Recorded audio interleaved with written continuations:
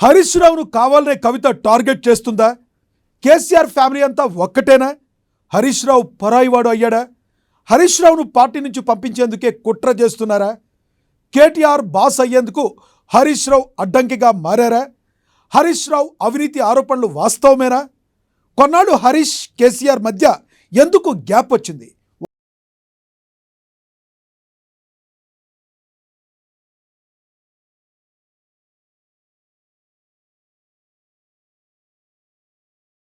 KCR family అంతా ఒక్కటే. కేటీఆర్ కంటే పార్టీలో హరీష్ ప్రభావం ఎక్కువ. హరీష్ పై అవినీతి ఆరోపణలు చేసిన కవిత కేసీఆర్ కేటీఆర్ కు వ్యతిరేకంగా మాట్లాడని హరీష్ రావునే టార్గెట్ చేసిన కవిత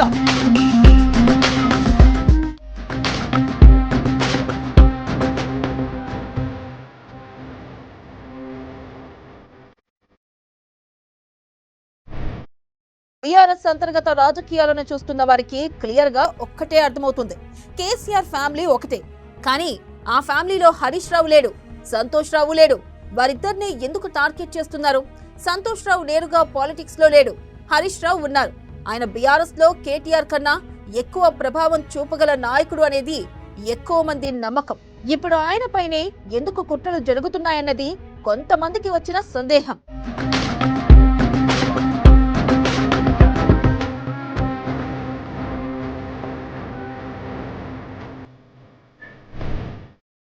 హరీష్ రావు పై ఇప్పటి వరకు నిర్దిష్టమైన ఆరోపణలు లేవు. ఆయనకు పెద్ద పెద్ద వ్యాపారాలు ఉన్నాయని, ఆస్తులు ఉన్నాయని ఎవరూ ఆరోపణలు చేయలేదు. బీఆర్ఎస్ నేతలు అసలు చేయలేదు. ఇప్పుడు కొత్తగా కవిత సంచలన ఆరోపణలు చేస్తున్నారు. కవిత అవినీతి ఆరోపణలు చేయడమే కాదు, పార్టీని క్యాప్చర్ చేస్తారని కూడా చెప్పారు. అంటే హరీష్ రావు పై పూర్తి స్థాయిలో పార్టీ నాయకత్వంలో అనుమానాలు పెంచే ప్రయత్నాలు చేశారని.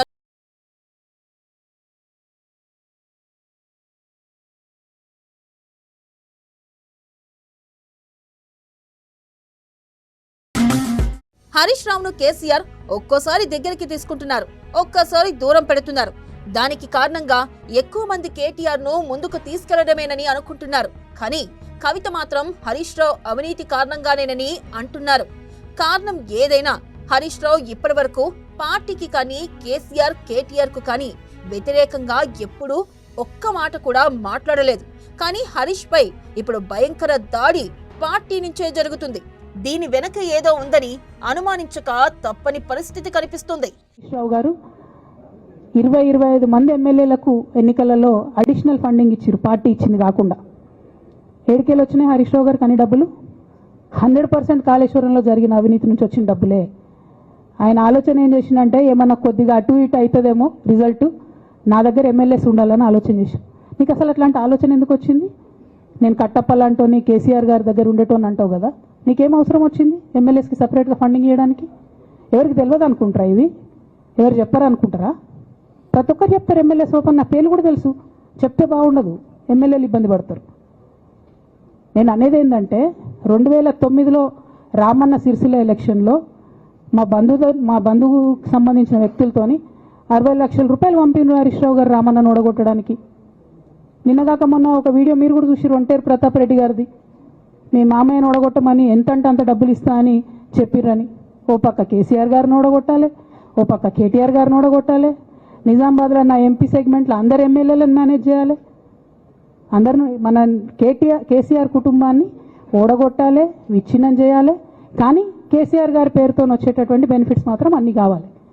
మరి ఇటువంటి వారిని నా రిక్వెస్ట్ కేసీఆర్ గారితో కేటీఆర్ గారితో, వారిని మీ పక్కన పెట్టుకొని నిజం మాట్లాడే నన్ను బయటకు పంపితే మరి పార్టీ బాగుంటుందా? దయచేసి ఆలోచన చేసుకోండి.